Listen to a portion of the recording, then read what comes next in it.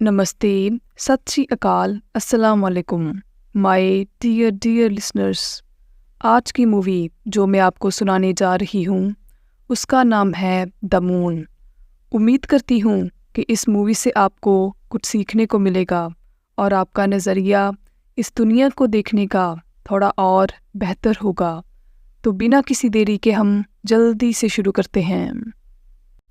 Movie की शुरुआत में हमें पता चलता है कि आज से करीब 5 साल पहले कोरिया ने अपना पहला moon manned mission Nareho energy resource हीलियम-3 को एक्सप्लोर ढूंढने के लिए लॉन्च किया था, पर बाद में कुछ टेक्निकल फेलियर के कारण मिशन अनसक्सेसफुल हो गया और कोरिया ने अपने 3 होनहार एस्ट्रोनॉट्स उस मिशन में गंवा दिए।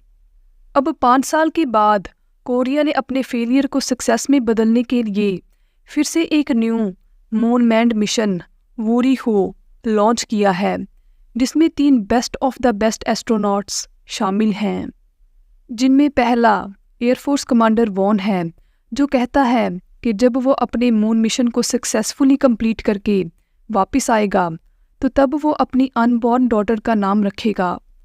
अब second astronaut air force lieutenant Jung है, जो एक टेडी को दिखाकर बताता है कि ये उसे उसके बेटे ने देते हुए कहा है कि ये लिटिल वन उसको प्रोटेक्ट करेगा।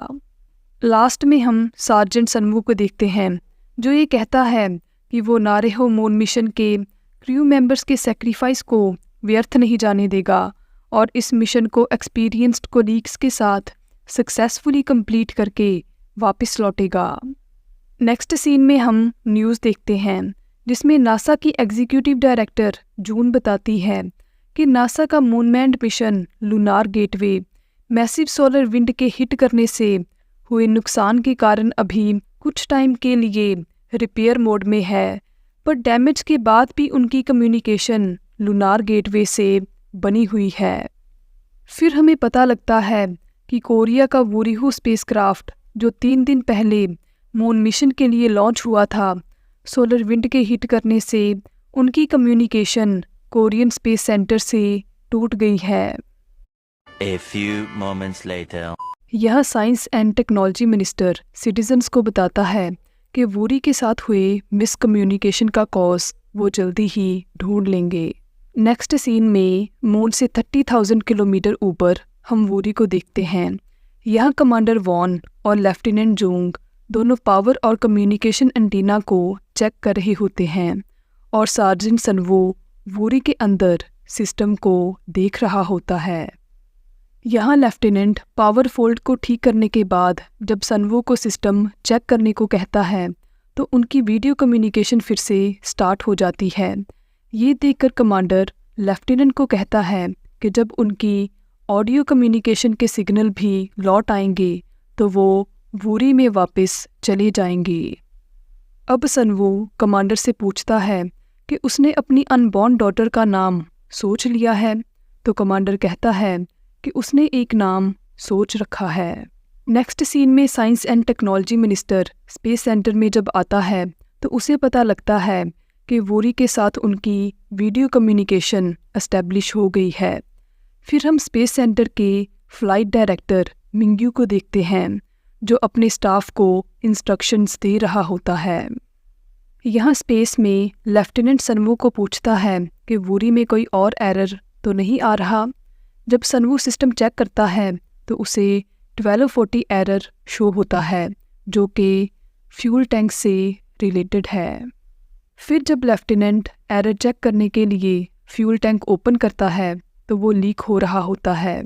जब वो कमांडर को इस बारे में बता ही रहा होता है तो तभी फ्यूल टैंक में शॉर्ट सर्किट होने की वजह से एक्सप्लोजन हो जाता है, जिसके कारण लेफ्टिनेंट दूर सोलर पैनल पर गिर जाता है। यहाँ जब कमांडर उसे बचाने जाता है तो एक और एक्सप्लोजन होने की वजह से लेफ्टिनेंट की रोप वूरी से कट जाती है और वो वूरी से दूर स्पेस में चला जाता है। अब एक्सप्लोजन के कारण स्पेस सेंटर की वूरी से कम्युनिकेशन फिर से टूट जाती है। ये सब देखकर सनवू कमांडर को आवाज़ लगाता है और उसे वूरी में वापस आने को कहता है। फिर जब सनवू डोर ओपन करने लगता है तो प्रेशर की वजह से वो ओपन नहीं होता। यहाँ कमांडर सनवू को कहता है कि उसके पास बस 15 सेकंड की ऑक्सीजन ही बची है, तो इसलिए वो पहले उसकी बात सुने। अब कमांडर सनवू को बताता है कि अगर वो फुल सिस्टम पावर को रिबूट करके रीस्टार्ट कर देगा तो वूरी की कम्युनिकेशन वापस आ जाएगी और फिर वो रेस्क्यू की रिक्वेस्ट करके वापस जा सकता है। इतना कहते ही वो अपनी रोप की हुक निकाल लेता है और लेफ्टिनेंट की तरह वूरी से दूर स्पेस में चला जाता है। फिर जब स्पेस सेंटर की वूरी के साथ फिर से कम्युनिकेशन एस्टेब्लिश होती है तो सनवू फ्लाइट डायरेक्टर मिंग्यू को अपनी सिचुएशन के बारे में बताता है। यह स्टाफ मेंबर मिंग्यू को कहती है कि उन्होंने कमांडर और लेफ्टिनेंट के लाइफ सपोर्ट सिस्टम का सिग्नल खो दिया है। यहाँ जब मिनिस्टर को पता लगता है कि सनवू को वूरी स्पेसक्राफ्ट ऑपरेट नहीं करना आता, तो मिनिस्टर मिंग्यू को मून मिशन को कैंसिल करके सनवू को वापस लेकर आने को कहता है। फिर एक स्टाफ मेंबर मिनिस्टर को बताता है कि सनवू को वापस अर्थ पर लेकर आने के लिए उन्हें कमांड मॉड्यूल को कंट्रोल करना होगा, पर सोलर विंड के कारण उनका रिमोट असेस सिस्टम काम नहीं कर रहा। अब मिनिस्टर उन्हें रिमोट असेस सिस्टम को इस फील्ड के बेस्ट पर्सन से फिक्स करवाने को कहता है, तो वाइस मिनिस्टर मिंग्यू को बताता है कि उन्हें उस इंसान की हेल्प लेनी चाहिए जिसने ये कमांड मॉड्यूल बनाया था। नारे और वूरी स्पेसक्राफ्ट दोनों का रेप्लिका सेम है। नारे का कमांड मॉड्यूल आज से 5 साल पहले फॉर्मर फ्लाइट डायरेक्टर डॉक्टर किम और टेक लीडर तेई ने बनाया था। यहाँ मिंग्यू उन्हें बताता है कि तेई ने आज से करीब 5 साल पहले ही नारे मून मिशन के अनसक्सेसफुल होने की वजह से सुसाइड कर लिया था। अब मिनिस्टर वाइस मिनिस्टर को कहता है कि डॉक्टर किम जहाँ कहीं भी हो वो उसे फ़ौरन यहाँ लेकर आए।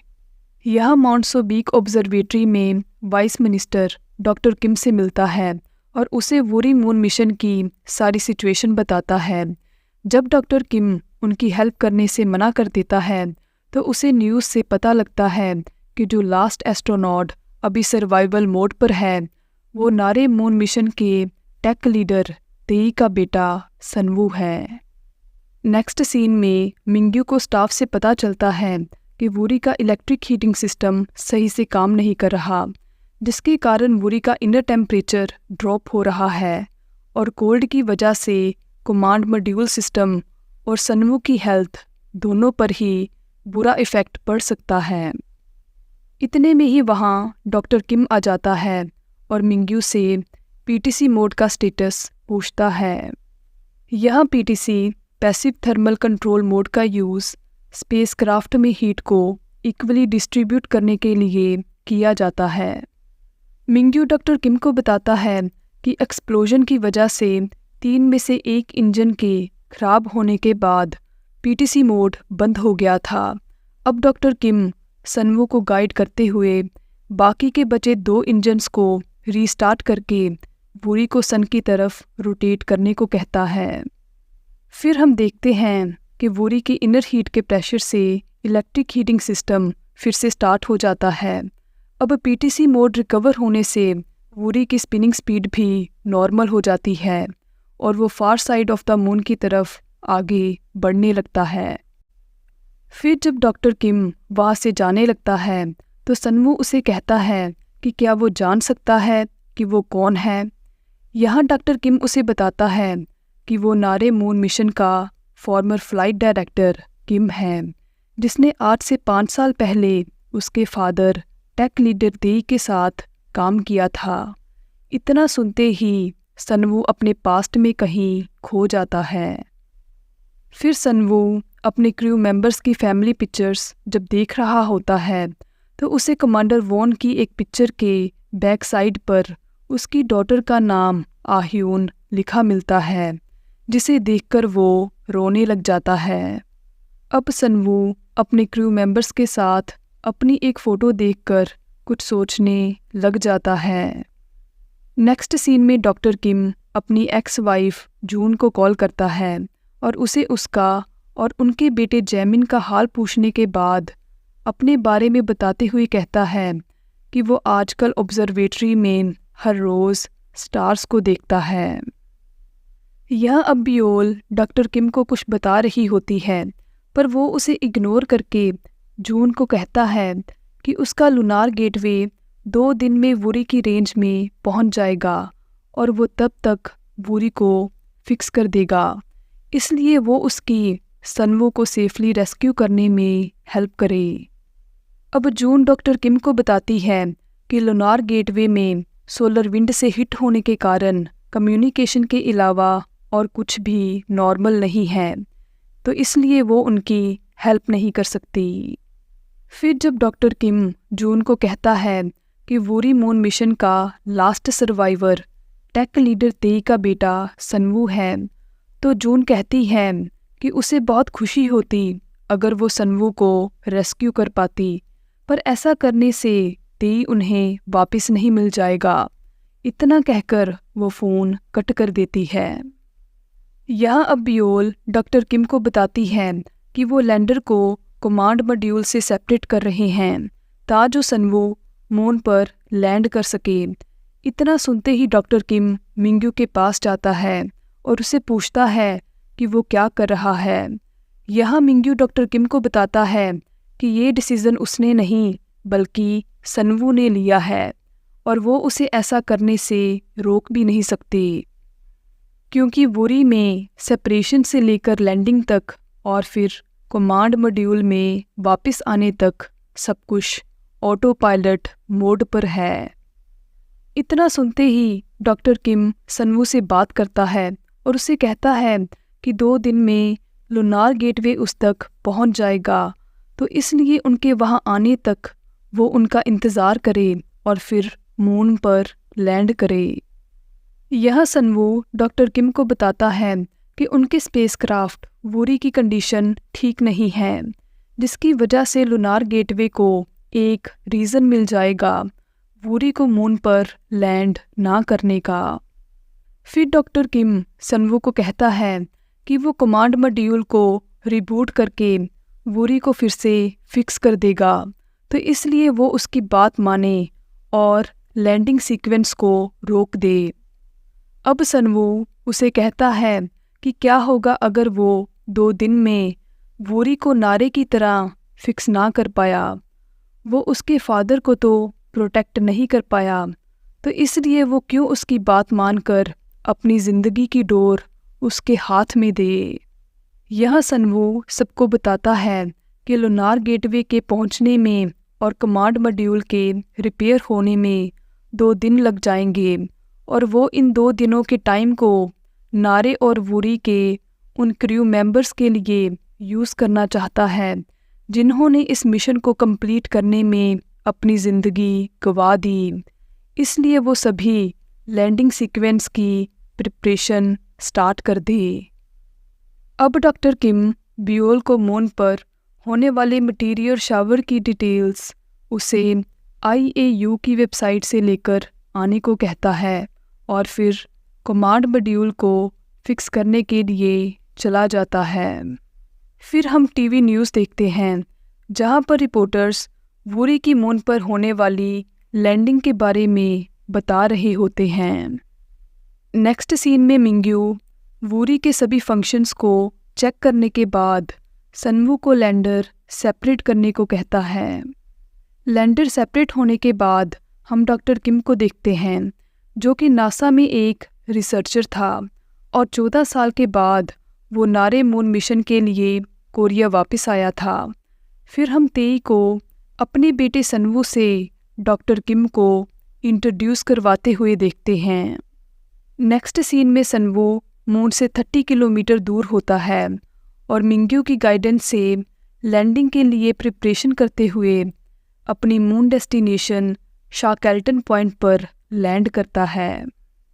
और वूरी का लूनार कॉन्टैक्ट बटन ऑन होने के बाद सभी को बताता है कि वूरी मून पर सक्सेसफुली लैंड हो गया है, जिसे सुनकर सभी बहुत खुश होते हैं। अब हम न्यूज़ देखते हैं जिसमें वूरी की सक्सेसफुल लैंडिंग के बारे में बताया जा रहा होता है। नेक्स्ट सीन में हम सनवू को लैंडिंग एक्सप्लोरेशन ड्रोन मारू को स्टार्ट करने के बाद मून पर अपने फुटस्टेप्स कदम रखते हुए देखते हैं और वहाँ कोरियन प्रेसिडेंट प्रेस में वूरी की सक्सेसफुल लैंडिंग के बारे में बताते हुए अमेरिका से सनवू को वापस सेफली लेकर आने के लिए कोरिया की हेल्प करने के लिए रिक्वेस्ट करता है। अब डॉक्टर किम अपनी क्रू को बताता है कि सनवू 5 घंटे में कमांड मॉड्यूल में वापस आ जाएगा, तो उनके पास सिर्फ इतना ही टाइम है कमांड मॉड्यूल को रिपेयर करने का। फिर सनवू रोवर को मून पर उतारता है और मारू के साथ रिसोर्स एक्सप्लोरेशन करने चल पड़ता है। यहाँ नासा हेडक्वार्टर में जून अपने कोलीग्स को बताती है कि लूनार गेटवे रोबोट आर्म को छोड़कर फुली रिपेयर हो चुका है, जो कि सनवू के वापस आने तक रिपेयर हो जाएगी, तो इसलिए वो प्रेसिडेंट ऑफ कोरिया की रिक्वेस्ट पर उनकी हेल्प कर सकते हैं। अब जून का सीनियर उसे कहता है कि वाइट हाउस उससे आंसर मांग रहा है कि नारे मून मिशन का फॉर्मर फ्लाइट डायरेक्टर जून का एक्स हस्बैंड था। यहाँ जून उसे अपने करंट हस्बैंड की फ़ोटो दिखाते हुए कहती है कि यही उसका हस्बैंड है। फिर सीनियर जून को मून पर होने वाले मटीरियल शावर का डाटा देते हुए कहता है कि उसने लूनार गेटवे को इस बारे में अलर्ट कर दिया है और अब वो भी इसे देखकर अलर्ट हो जाए। नेक्स्ट सीन में हम सनवू को मिशन एरिया शाकेल्टन पॉइंट के सेंटर में जाते हुए देखते हैं। अब बियोल खाना खाते टाइम टैब पर कुछ देखकर सरप्राइज हो जाती है। फिर सनवू मिशन एरिया पर पहुंच जाता है और रिसोर्स ड्रिलिंग स्टार्ट कर देता है। यहाँ फिर जून कोरियन स्पेस सेंटर को बताती है कि कोरियन प्रेसिडेंट की रिक्वेस्ट को नासा ने मून की फार साइड पर होने वाले मटीरियल शावर की वजह से रिजेक्ट कर दिया है। अब बियोल डॉक्टर किम को कुछ बताने आती है, पर वो उसकी बात नहीं सुनता। फिर हम सनवू को लूनार सैंपल को कलेक्ट करके मारू को देते हुए देखते हैं कि तभी उसे कुछ हलचल सुनाई देती है। यहाँ जून की बात सुनकर जब डॉक्टर किम मिंग्यू को कहता है कि वो सनवू को लैंडर पर वापस बुलाए, तो मिंग्यू उसे बताता है कि सनवू मून की फार एंड नियर साइड के बॉर्डर पर है, तो इसलिए उसे कुछ नहीं होगा। अब ड्रिलिंग के टाइम पर जब सनवू को आइस मिलती है, तो वो ये गुड न्यूज़ सबके साथ शेयर करता है और उन्हें बताता है कि लास्ट 2 मिनट से उसे मटीरियल शावर की कोई एक्टिविटी सुनाई नहीं दी। लगता है material shower far side of the moon पर एंड हो चुका है।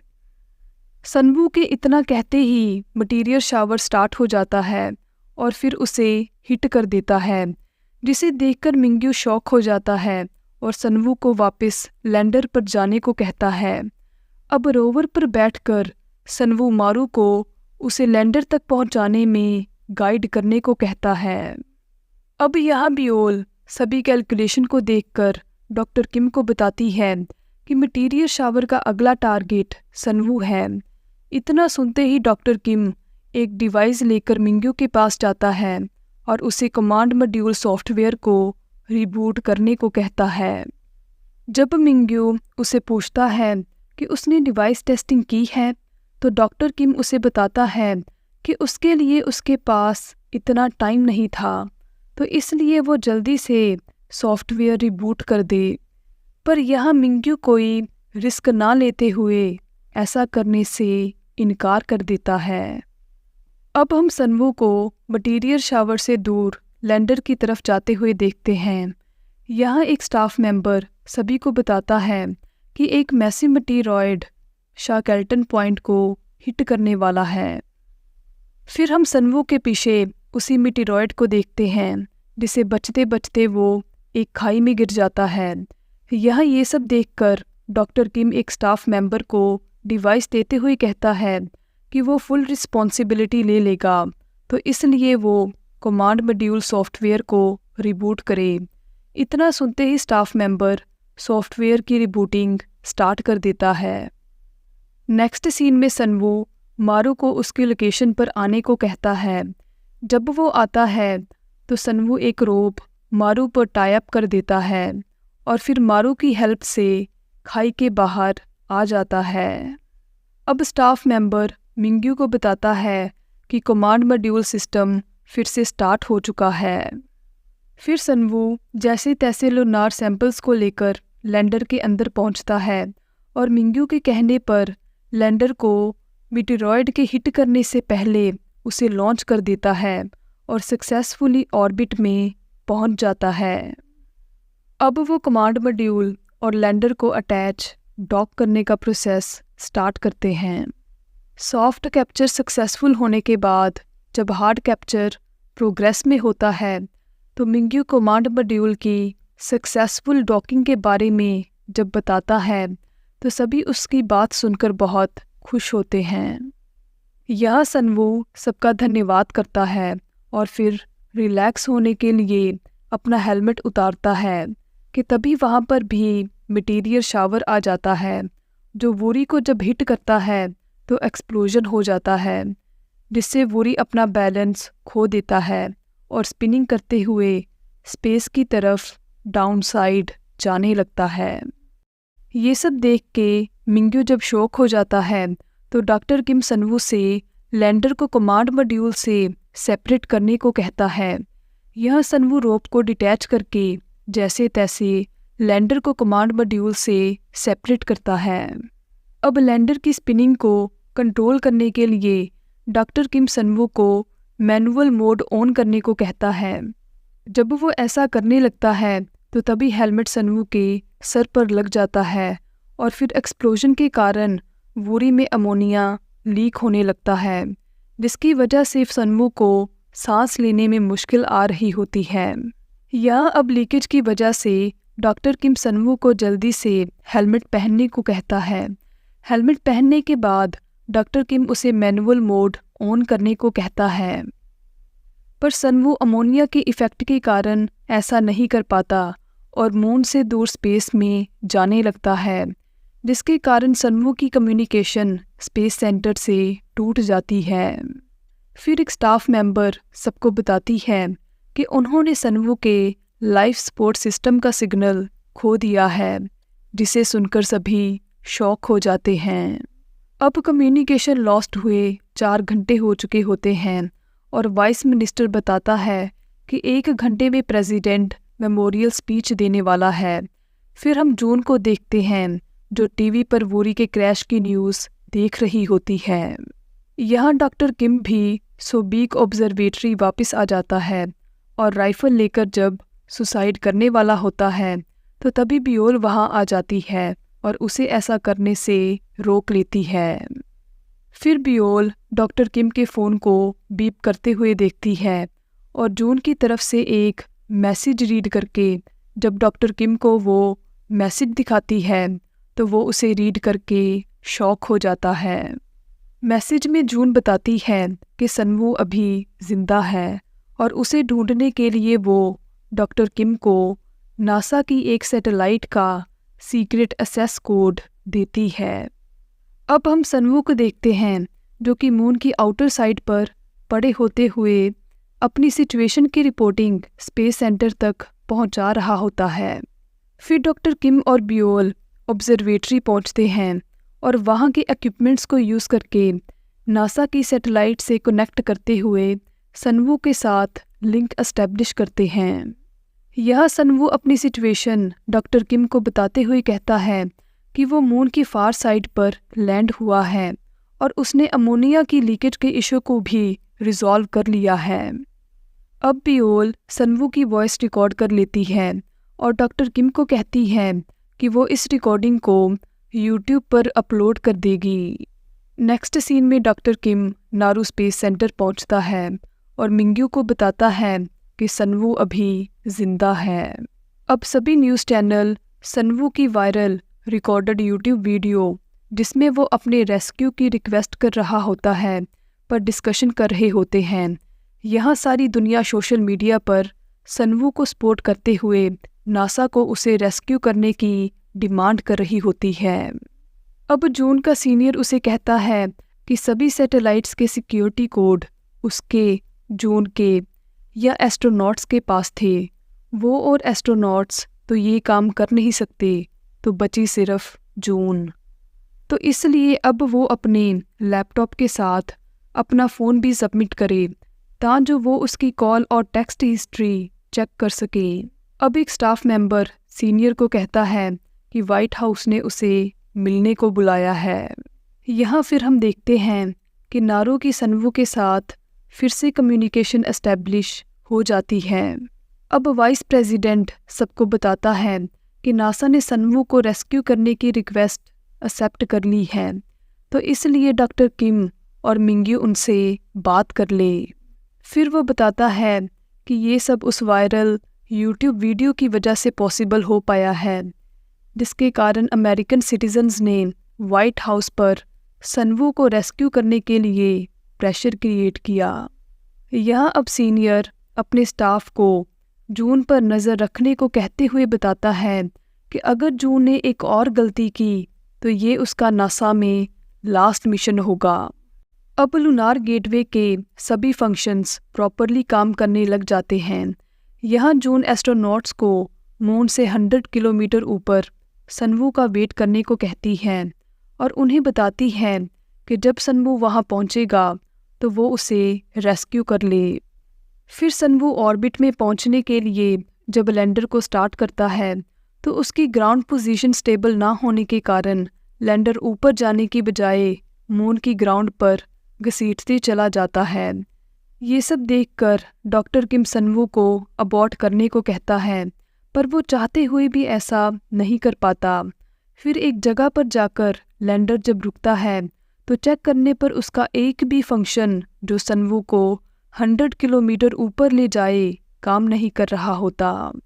अब लूनार गेटवे जून को रिपोर्ट देते हुए कहता है कि एक ही जगह पर इतने टाइम तक रुकना उनके लिए डेंजरस है, तो इसलिए मिशन डायरेक्टर उन्हें हालो ऑर्बिट में वापस जाने का ऑर्डर दे। यहाँ जून उन्हें जब वापस जाने का ऑर्डर देती है तो सभी ये सुनकर उदास हो जाते हैं। वहाँ जब सनवू ये सुनकर अपनी वापस अर्थ पर जाने की होप खो देता है और ऑक्सीजन वाल्व को बंद कर देता है, तो डॉक्टर किम उसे कहता है कि वो क्या कर रहा है। जब सनवू कहता है कि उसे नहीं लगता कि अब वो वापस आ पाएगा, तो ये सुनकर जून इमोशनल हो जाती है। यहाँ जब डॉक्टर किम सनवू को कहता है कि आखिर में वो अपने डैड के जैसे ही निकला, तो सनवू कहता है कि हाँ, कुछ ऐसा ही समझ लो। वो नहीं चाहता कि उसकी ज़िंदगी भी उसके फादर की जैसे ही एंड हो, पर उसके पास अब और कोई रास्ता नहीं बचा। अब डॉक्टर किम सनवू को कहता है कि उसके फादर का कोई फॉल्ट नहीं था, तो इसलिए वो ऑक्सीजन वाल्व को अभी ओपन करे। यहाँ सनवू डॉक्टर किम को बताता है कि उसने अपनी डैड की विल पढ़ी है, जिसमें उन्होंने बताया था कि नारे मून मिशन लॉन्च होने के 1 महीना पहले उसमें कुछ टेक्निकल प्रॉब्लम आ गई थी।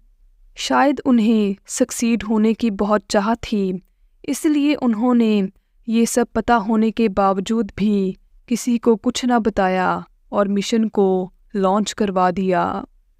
अब वो अपने फादर की जगह पर उनके किए हुए गुनाहों का पश्चाताप करना चाहता है। वो उन सब का शुक्रगुजार है जिसने उसे वापस लेकर आने की हर नाकाम कोशिश की। इतना कहते ही जब वो कम्युनिकेशन बंद करने लगता है तो डॉक्टर किम सनवू को रोकते हुए कहता है कि वो उसे कुछ बताना चाहता है। यहाँ डॉक्टर किम बताता है कि सनवू का फादर उसे लॉन्च के 1 दिन पहले मिलने आया था। उसने उसे सब कुछ बताते हुए 2 महीने के लिए मिशन को डिले करने को कहा था, पर उसे लगा कि ये एक माइनर प्रॉब्लम है और वैसे भी 5 बार मिशन ऑलरेडी डिले हो चुका था और वो एक बार फिर ऐसा नहीं करना चाहता था। शायद वो उसके फादर से भी ज़्यादा उत्सुक था सक्सीड होने के लिए, इसीलिए उसने उसकी एक ना सुनी और मिशन को लॉन्च कर दिया। वो नहीं चाहता कि सनवू उसे माफ़ करे, पर वो चाहेगा कि सनवू अपने डैड को ज़रूर माफ़ कर दे और वापस आ जाए। इतना सुनते ही जब सनवू ऑक्सीजन वेल फिर से ओपन कर देता है तो मिंग्यू को जून की कॉल आती है।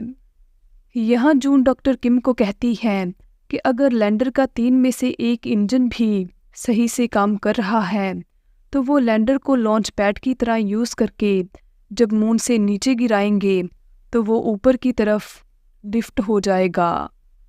जून डॉक्टर किम को बताती है कि लूनार गेटवे अभी मून की नियर साइड पर है, इसलिए उसे सनवू को कैसे भी करके वहाँ तक पहुँचाना होगा।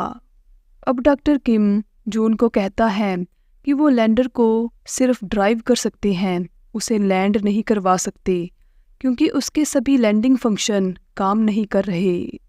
यहाँ जून डॉक्टर किम को कहती है कि वो उसकी प्रॉब्लम है और उसे पता है कि वो उसका सल्यूशन भी ढूंढ ही लेगा। अब डॉक्टर किम जून को पूछता है कि वो जो कुछ भी कह रही है वो सब नासा की परमिशन से हो रहा है, तो जून गार्ड्स को देखकर कहती है कि ये उसका नासा में लास्ट मिशन है। इतना कहकर वो फ़ोन कट कर देती है। नेक्स्ट सीन में डॉक्टर किम सनवू से मारू ड्रोन को लैंडर के अंदर लेकर आने को कहता है। फिर जब जून मिशन कंट्रोल सेंटर को लॉक करके लूनार गेटवे को वीडियो कॉल करती है तो वहाँ पर गार्ड्स आ जाते हैं और जून को डोर ओपन करने को कहते हैं। जून को कंट्रोल सेंटर में देखकर सीनियर उसे अभी वहाँ से बाहर निकालने का ऑर्डर देता है। अब डॉक्टर किम सनवू को लैंडर लॉन्च करने को कहता है तो लॉन्च के कुछ टाइम के बाद ही लैंडर स्पेस में लिफ्ट हो जाता है और अपने target 100 kilometre near the moon की तरफ आगे बढ़ने लगता है। यहाँ जून लूनार गेटवे को बताती है कि उन्हें भी पता है कि कोरियन एस्ट्रोनॉट सनवू को रेस्क्यू करने का ऑफिशियल ऑर्डर फेल हो चुका है, पर फिर भी सनवू अपनी टूटी हुई स्पेसशिप वूरी को अकेले ही मैनेज करते हुए मून की नियर साइड की तरफ आगे बढ़ रहा है। सनवू ने अपने 2 फ्रेंड्स को खोने के बाद भी हिम्मत न हारते हुए इस मिशन को गिव अप नहीं किया।